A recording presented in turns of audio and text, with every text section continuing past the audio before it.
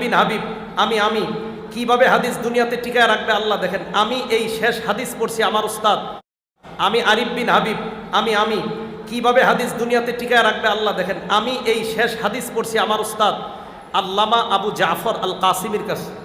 আমার উস্তাদ এই হাদিস পড়ছে ওনার উস্তাদ শাহ আনজার শাহ কাশ্মীরি রহমতুল্লাহ আলাইহির কাছে। উনি এই হাদিস ওনার উস্তাদের কাছে পড়ছে সৈয়দ হুসাইন আহমদ মাদানী রহমতুল্লাহ আলাইহির কাছে। উনি এই হাদিস ওনার উস্তাদের কাছে বলেছেন। ওনার উস্তাদ শেখুল হিন্দ মাহমুদ হাসান দেওবন্দি রহমতুল্লাহ আলাইহির কাছে। উনি এই হাদিস ওনার উস্তাদের কাছে বলেছেন হুজ্জাতুল ইসলাম কাসেম নানুতুবি রহমতুল্লাহ আলাইহির কাছে। কাসেম নানুতুবি রহমতুল্লাহ আলাইহি এই হাদিস, যেই হাদিস শেষ হাদিসটা যে আমি পড়ছি, এই কাসেম নানুতুবি রহমতুল্লাহ আলাইহি এই হাদিসটা পড়ছেন ওনার উস্তাদ শাহ আব্দুল গনি মুজাদ্দিদি রহমতুল্লাহ আলাইহির কাছে। শাহ আব্দুল গনি এই হাদিস পড়ছে ওনার উস্তাদ শাহ ইসহাক রহমতুল্লাহ আলাইহির কাছে। উনি এই হাদিস পড়ছে ওনার উস্তাদ শাহ আব্দুল আজিজ দেহলভী রহমতুল্লাহ আলাইহির কাছে। উনি পড়ছে ওনার উস্তাদ শাহ ওলিউল্লাহ মুহাদ্দিস দেহলভী রহমতুল্লাহ আলাইহির কাছে। শাহ ওলিউল্লাহ মুহাদ্দিস দেহলভী রহমতুল্লাহ আলাইহি এমন ব্যক্তিত্ব, যে ব্যক্তিত্ব ছাড়া এই উপমহাদেশে হাদিসের কল্পনা করা যায় না। আজকে একদল কয় উলামায়ে কেরামের অবদান নাই। আরে আজকে যারা আপনারা বলেন যে মাযহাব মানার কোনো প্রয়োজন নাই, যেই শাহ ওলিউল্লাহর উসিলায় হাদিস পাইলেন উনি ছিলেন হানাফি মাযহাবের। তো শাহ ওলিউল্লাহর ব্যাপারে অনেক কথা আছে। মুহাদ্দিস দেহলভী রহমতুল্লাহ আলাইহি এই শাহ ওলিউল্লাহ উনি যদি হাদিস মাথায় করে না আনতেন এশিয়া মহাদেশে, আমরা মাযহাব মানি যারা আমরাও পাইতাম না, যারা মাযহাব মানেন না আপনারাও পাইতেন না। শাহ ওলিউল্লাহ মুহাদ্দিস দেহলভী রহমতুল্লাহ আলাইহি এই হাদিস পড়ছেন ওনার উস্তাদ আবু তাহের মোহাম্মদ ইবনে ইব্রাহিম কুর্দি রহমতুল্লাহ আলাইহির কাছে। উনি ওনার উস্তাদের কাছে পড়ছে ইব্রাহিম কুর্দি শাফি রহমতুল্লাহ আলাইহির কাছে। ইব্রাহিম কুর্দি শাফি রহমতুল্লাহ আলাইহি এই হাদিস পড়ছে ওনার উস্তাদ সৈয়দ আহমদ ইবনে মোহাম্মদ কুশাশি রহমতুল্লাহ আলাইহির কাছে। উনি এই হাদিস পড়ছে ওনার উস্তাদ আহমদ ইবনে আব্দুল কুদ্দুস সিন্নাবি রহমতুল্লাহ আলাইহির কাছে। উনি পড়ছেন ওনার উস্তাদ মোহাম্মদ ইবনে আহমদ রমলি রহমতুল্লাহ আলাইহির কাছে। উনি এই হাদিস পড়ছেন ওনার উস্তাদ আহমদ জাকারিয়া ইবনে মোহাম্মদ আনসারি রহমতুল্লাহ আলাইহির কাছে। উনি এই হাদিস পড়ছে ওনার উস্তাদ হাফেজ ইবনে হাজার আসকালানি মিশরি শাফি রহমতুল্লাহ আলাইহির কাছে। হাফেজ ইবনে হাজার আসকালানি রহমতুল্লাহ আলাইহি এই হাদিস পড়ছে ওনার উস্তাদ ইব্রাহিম ইবনে আহমদ তানুকি রহমতুল্লাহ আলাইহির কাছে। ওনার উস্তাদ এই হাদিস পড়ছে ওনার উস্তাদের কাছে আহমদ ইবনে আবি তালেব আদ-দিমাশকি রহমতুল্লাহ আলাইহির কাছে। এই আহমদ ইবনে আবি তালেব আদ-দিমাশকি রহমতুল্লাহ আলাইহি এই হাদিস পড়ছে ওনার উস্তাদ হুসাইন ইবনে মুবারক আজ-জুবাইদি রহমতুল্লাহ আলাইহির কাছে। হুসাইন ইবনে মুবারক আজ-জুবাইদি রহমতুল্লাহ আলাইহি এই হাদিস পড়ছে ওনার উস্তাদ আব্দুল আউয়াল ইবনে ঈসা আশ-শিজি রহমতুল্লাহ আলাইহির কাছে।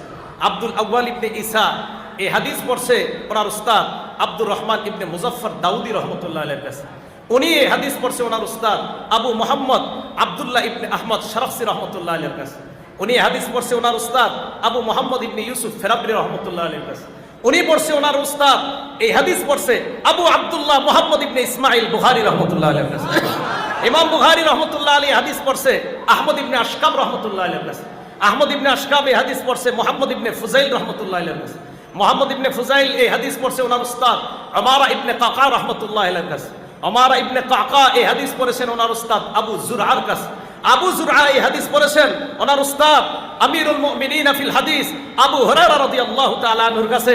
সারা দুনিয়ার মানুষ চিরেন উলামায়ে কেরাম, আমরা মাদ্রাসা মুখে কথা বলি না, আমাদের কথার পিছনে দলিল আছে।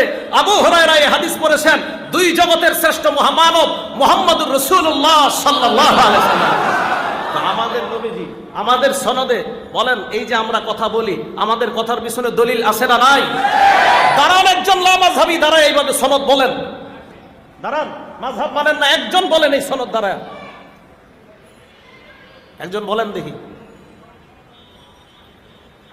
তো বলতেছিলাম আমাদের দলিল আছে না নাই? এই আজকে যে হাদিস নবীজি বলেন নদ্দারাল্লাহু ইমরাআ, আমার থেকে যে শুনবে শোনার পর ওইভাবে পৌঁছায়া দিবে। আলহামদুলিল্লাহ, এই কাজটা আলহামদুলিল্লাহ কওমি মাদ্রাসার মধ্যে হয়। এই কাজ কোথায় হয় বলেন তো? কওমি মাদ্রাসায়। তা আমাদের ছাত্ররা আরেক দল আমাদেরকে বলে আমাদের মধ্যে নবীজির প্রেম নাই, মোহাব্বত নাই। দাওরায়ে হাদিস যারা পড়ছে এই বছর, বুখারী শরীফ যারা পড়ছে, প্রায় 30,000-এর কাছে হাদিস পড়ছে, 28,000 তো প্লাস হবেই। এতগুলা হাদিসের পরে কি ওনারা দুরূদ পড়ে নাই? বলেন আপনারা পড়ে নাই? একদল কয় আমাদের মাঝে মহব্বত নাই। তো নবীজির দুরূদ যেই পরিমাণ কওমি মাদ্রাসায় পড়া হয়, আপনি যদি ক্যালকুলেটর দিয়েও সারা দুনিয়ার মধ্যে আপনি অনুবীক্ষণ যন্ত্র লাগানোর পরে হিসাব করেন, এরপরে ইনশাল্লাহ হিসাবে এটাই বের হয়ে আসবে, সারা দুনিয়াতে আপনি মানেন আর না মানেন, কওমি মাদ্রাসায় নবীর প্রতি সবচাইতে বেশি দুরূদ শরীফ পড়া হয়। একদম সত্যি কথা। তাহলে এলেমের মর্যাদা, আলেমের মর্যাদা আছে না নাই? আল্লাহ আমাদের সকলকে এলেম এবং আলেম উভয়ের মর্যাদা যেন আমরা দিতে পারি, আল্লাহ তৌফিক দান করেন। এরপর এলেম যদি না থাকে এটার ক্ষতি কি হবে? সঠিক এলেম না থাকলে এটার ক্ষতি কি হইতে পারে? এক নাম্বার ক্ষতি পথভ্রষ্টতা। বলেন কি ক্ষতি? পথভ্রষ্টতা। মুসলিম শরীফের 101 নাম্বার হাদিস, রাসূল করিম সাল্লাল্লাহু আলাইহি সাল্লাম বলেন, ইন্নাল্লাহা লা ইয়াকবিজুল ইলমা ইনতিজাআন ইয়ানতাজিউহু মিনাল ইবাদ। আল্লাহ পাক রব্বুল আলামিন এই বিদ্যা, এই এলেম একবারে ছিনায় নিবে না।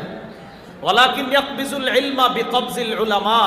আল্লাহ আলেমদেরকে উঠায় নেওয়ার মাধ্যমে এলেম উঠায় নেবে। আল্লাহ আলেমদেরকে উঠায় নেওয়ার মাধ্যমে এলেম উঠায় নেবে। এজন্য ভাই, উলামায়ে কেরাম শূন্য হওয়া এটা আমাদের ভালো লক্ষণ না, এই লক্ষণ খারাপ। তাহলে আলেম শূন্য হওয়া যাবে না, আলেম শূন্য করা যাবে না। আল্লাহ রাসূল সাল্লাল্লাহু আলাইহি সাল্লাম বলেন যে আল্লাহ পাক রব্বুল আলামিন এলেম একবারে উঠায় নেবে না, বরং আলেমকে উঠায় নেওয়ার মাধ্যমে আল্লাহ এলেম উঠায় নেবে। তো এলেম যখন উঠায় নিবে তখন কি হবে?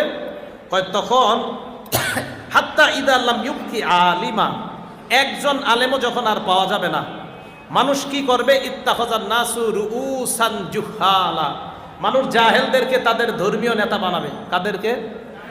মানুষ কাদেরকে ধর্মীয় নেতা বানাবে? এখন এই জাহেলদের কাছে গিয়ে ফাস্তাফতাও, ফতুয়া জিজ্ঞাসা করবে। ফাআফতাউ বিগাইরি ইলমিন, ওই জাহেল সাহেব এলেম সারা ফতুয়া দিয়ে দিবে। ফাদল্লু ওয়া আদল্লু, নিজেরাও পথভ্রষ্ট হবে, অন্যদেরকেও পথভ্রষ্ট করবে। নবীজি বলেন আলেম শূন্য হয়ে যাওয়ার পর তখন জনগণ জাহেল মূর্খদেরকে জনগণ তাদের লিডার বানাবে, নেতা বানানোর পর ফাস্তাফতাও, তাদেরকে মাসালা জিজ্ঞাসা করবে। ফাআফতাউ বিগাইরি ইলমিন, জাহেল নেতা এলেম সারা ফতুয়া দিবে। ফাদল্লু ওয়া আদল্লু, নিজেরা পথভ্রষ্ট হবে, অন্যদেরকে পথভ্রষ্ট হবে। এখন বলেন আমরা ফতুয়া যার কাছে তার কাছে জিজ্ঞাসা করব নাকি উলামায়ে কেরামের কাছে?